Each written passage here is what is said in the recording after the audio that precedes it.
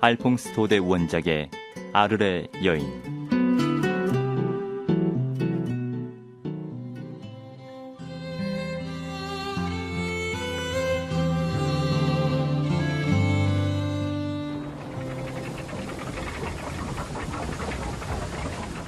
풍차 방앗간을 따라 마을로 내려가다 보면 팽나무가 있는 커다란 정원의 농가 앞을 지나게 된다.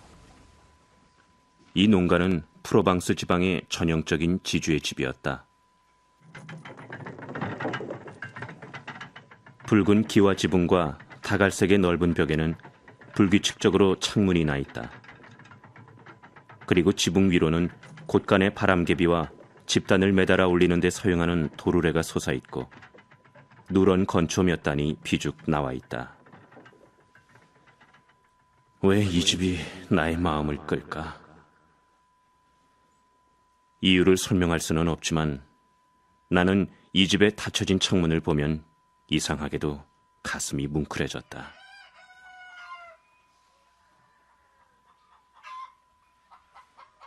집주인은 너무나 적막했다. 사람들이 지나다녀도 개는 짖지 않았고 닭들도 저만큼 달아나 버렸다. 집안에선 아무런 소리도 들리지 않았다. 마치 사람이 살고 있지 않는 집 같군. 만약 창문에 하얀 커튼과 지붕 위로 솟아오르는 연기마저 없었다면 나는 이 집에 아무도 살고 있지 않다고 생각했을 것이다.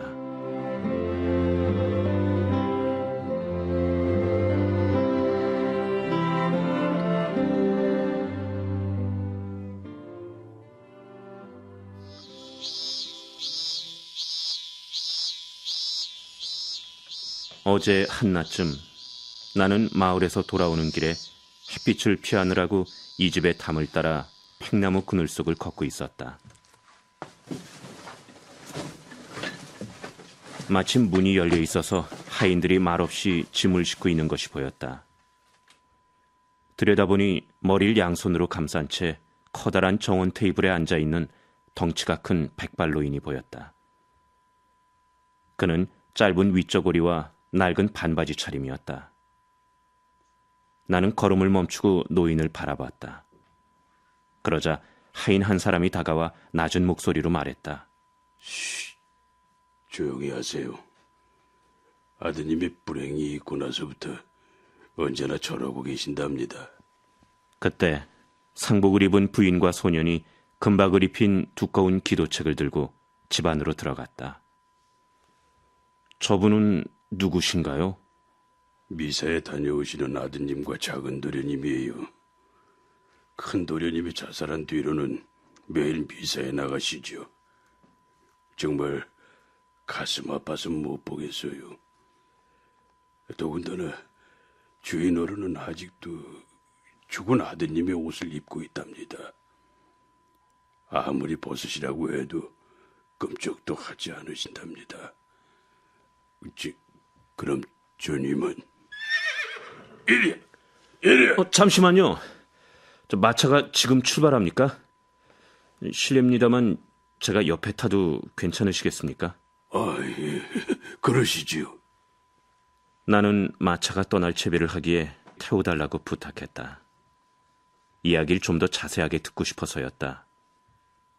그리고 그 슬픈 이야기를 듣게 됐다.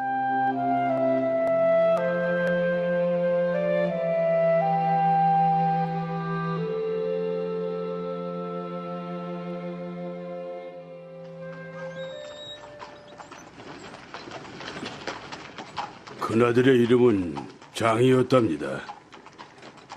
그는 20세 청년으로 순수하고 건강하며 명랑했다. 얼굴이 잘생겼기 때문에 젊은 여자들의 눈길을 끌었지만 그의 머릿속에는 오로지 한 사람밖에 없었다.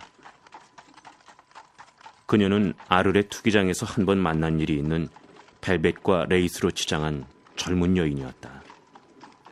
집안에서는 두 사람의 관계를 달가워하지 않았죠. 그 여자는 바람둥이로 소문이 나 있는 데다 그녀의 부모는 이 고장 사람이 아니었거든요. 그러나 장은 어떤 일이 있어도 그 아가씨와 결혼하고 싶어 했다. 그 여자와 결혼하지 못한다면 차라리 죽어버리고 말겠어. 장의 부모는 아들의 고집을 꺾을 수 없었기에 추수가 끝나면 그들을 결혼시키기로 마음먹었다.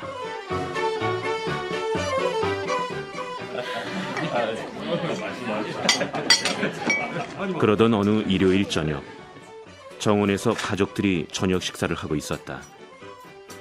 축하 파티였다. 그 여인은 참석하지 않았지만 신부를 위해 모두 축배를 들었다.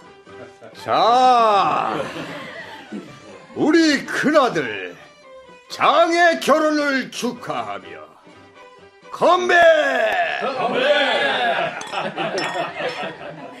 그때 한 남자가 문 앞에 나타났다.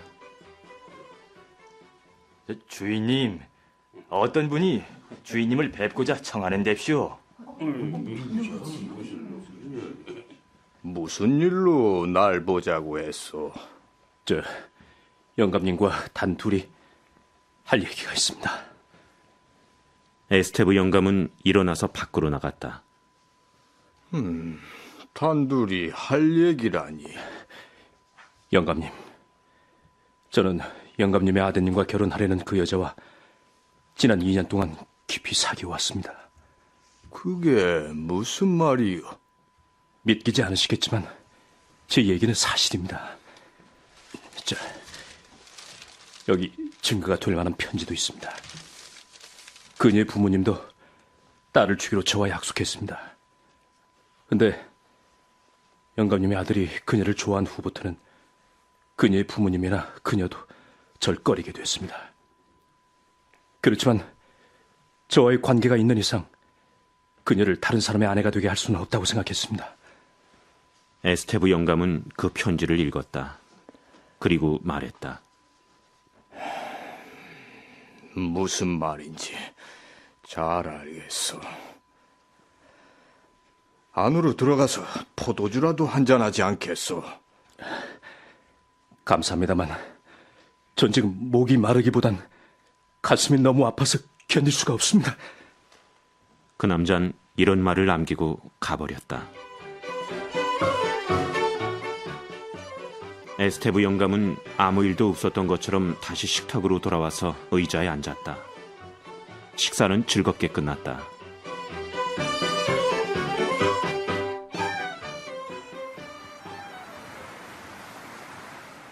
그날 밤 에스테브 영감과 아들은 함께 들로 나갔다.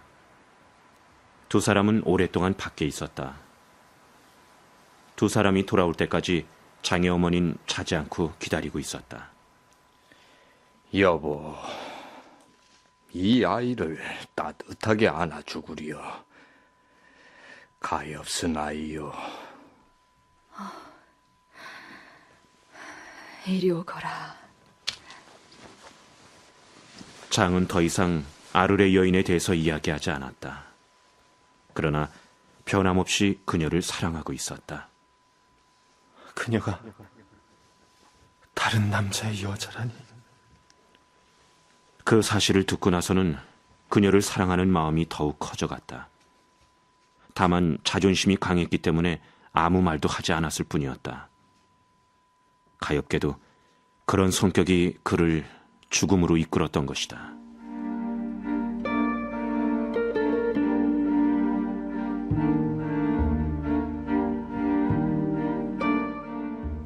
말도 마십시오.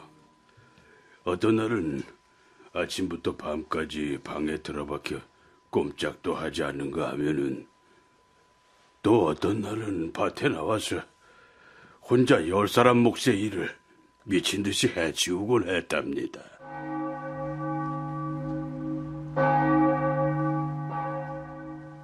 저녁이 되면 그는 아르로 가는 길을 마을의 높은 종탑이 보일 때까지 똑바로 걸어갔다가 되돌아오기도 했다. 그러나 결코 그보다 멀리 가진 않았다. 마을 사람들은 그를 보며 어찌할 바를 몰랐다. 저렇게 슬퍼하고 외로워하니 어찌한담? 불행한 일이 일어날까봐 걱정이에요. 어느 날 어머니는 그에게 눈물을 글썽이며 말했다.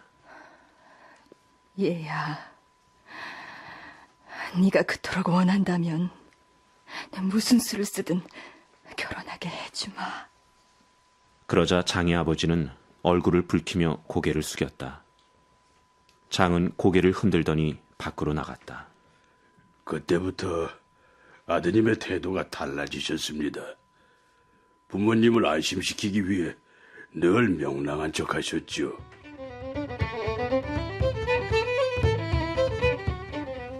그분은 무도회장이나 술집 등을 드나들며 사람들과 자주 어울렸답니다.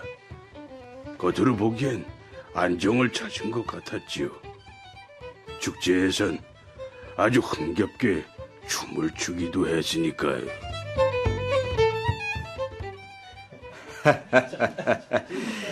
저 애가 이제 마음의 상처를 떨쳐낸 모양이야. 아버진 기뻐했지만 어머니는 여전히 불안했다. 그리고 전보다 더 유심히 아들을 살폈다. 아무래도 안 되겠어요. 내가 저의 곁에 있어야겠어요. 장은 누에치는 방 바로 옆에서 동생과 함께 자기 때문에 어머니는 그들의 방 옆으로 침대를 옮겼다.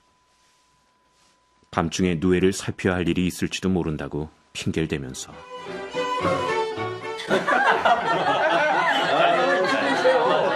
지주들의 수호신인 성 엘루아 축제날이 돌아왔다. 농가에서는 큰 잔치가 벌어졌다. 샴페인과 포도주가 넘쳐났고 또한 마당에는 횃불이 타오르고 팽나무에 오색 등불이 가득 걸렸다.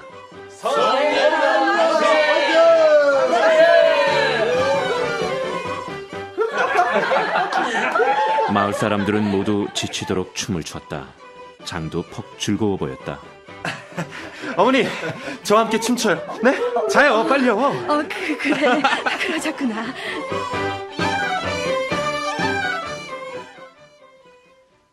한밤중이 되자 사람들은 모두 돌아갔다. 그러나 장은 잠을 이룰 수가 없었다.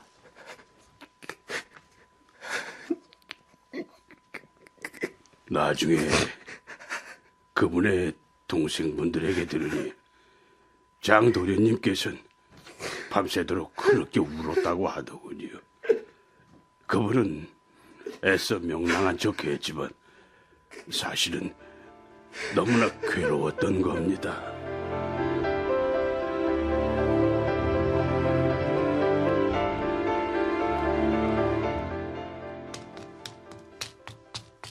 다음 날 새벽녘, 장의 어머니는 누군가 자신의 방 앞을 달려나가는 소리를 들었다.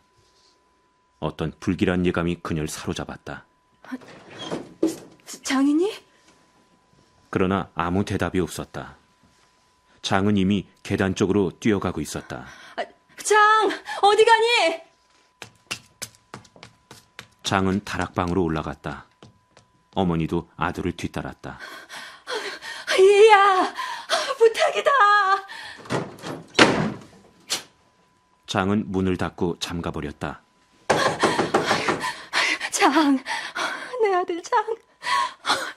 대답 좀 하렴! 너 어쩌자는 거야? 어머니는 손을 떨면서 더듬더듬 문고리를 찾았다.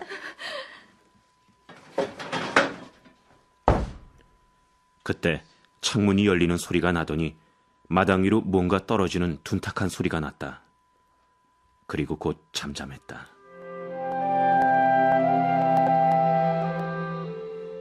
가엾은 장은 이렇게 생각했던 것이다. 아무래도 그녀를 잊을 수가 없어. 이렇게 괴로울 바에야 차라리 죽는 게 낫겠어. 정말 사람의 마음은 얼마나 약한 것인가. 상대를 경멸하면서도 사랑하는 마음은 어쩌지 못하니. 장! 내 아들 장! 그토록 힘겨웠니? 장! 내 아들아!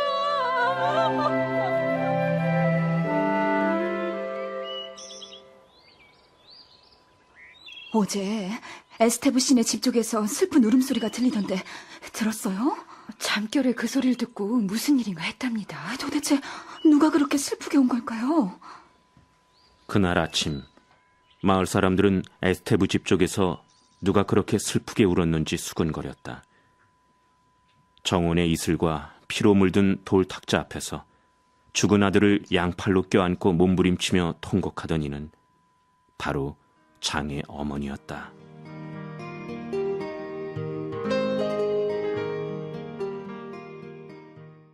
알퐁스 도데 원작의 아르레 여인을 마칩니다.